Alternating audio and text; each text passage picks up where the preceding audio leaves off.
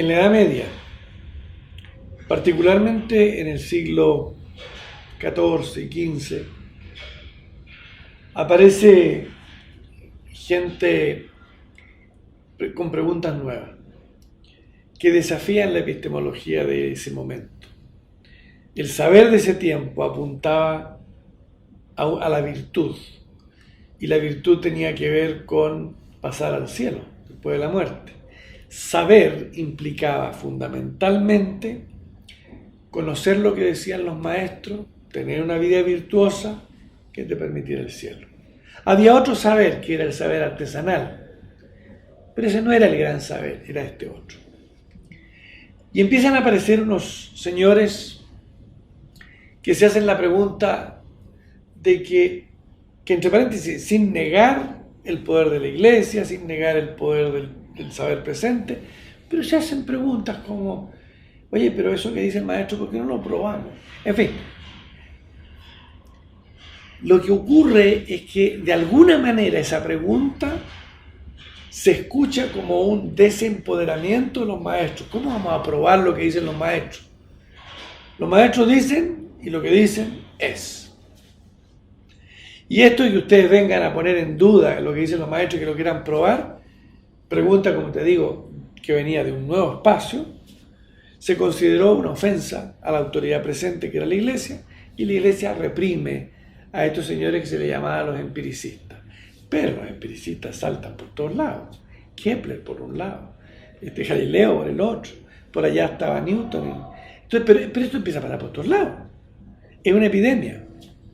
Y la iglesia se encuentra enfrentada a que esta gente no ataca a la iglesia, no tiene un interés anti-eclesiástico, para nada. Son tipos que están haciendo preguntas incómodas. Entonces, se llega a un acuerdo con estos personajes. Y el acuerdo con estos personajes es tan simple, tan profundo y tan metido en el alma de nuestro tiempo como este. La iglesia dice a los empiricistas, acordemos esto. Ustedes se encargan del saber exterior, nosotros nos encargamos del saber interior. Y los seres humanos asistimos, sobre todo los seres occidentales, a una división absoluta, total, de la experiencia humana y del saber humano. Interior, exterior. En un lado está la conducta humana, la materia, todo lo que puede verse y probarse desde el punto de vista empírico, y por el otro lado está un espacio que es el alma, las emociones, el espíritu, que con el tiempo pasa a ser sospechoso.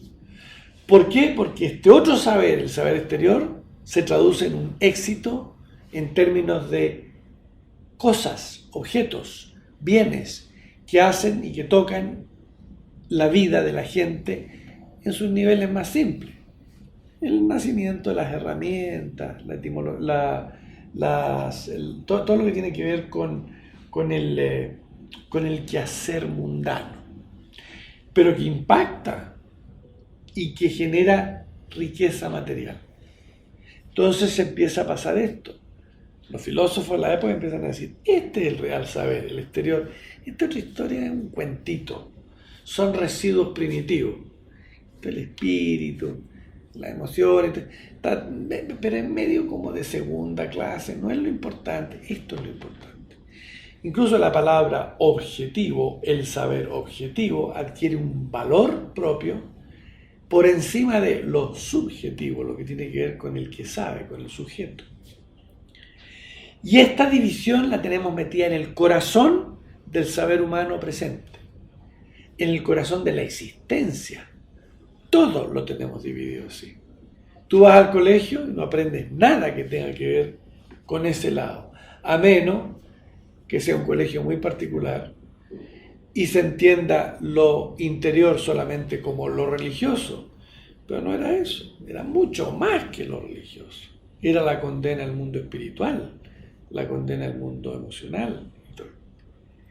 Nosotros, si miramos el quehacer del coaching de nuestro tiempo, es la búsqueda de la integración de estos saberes, búsqueda que tiene sus complejidades grandes.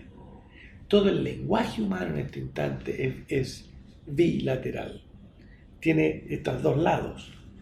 Todo lo que decimos, lo decimos en dualidades. Por lo tanto, esto está integrado ya en la piel. Nuestras frases están contenidas y estructuradas por esto. Por lo tanto, para poder romper esto, tenemos que romper incluso los hábitos emocionales y los hábitos lingüísticos en que vivimos y habitamos. Por eso la tarea es mayor, no es tan simple. Que juntémoslo nomás. No, es que no se puede juntar así nomás. Y esa parte, esa división ha generado un sufrir de un nuevo tipo. No es el sufrir de la escasez, no es el sufrir de la pobreza meramente. Es el sufrir de darnos cuenta que nos separamos unos de otros, nos separamos del mundo.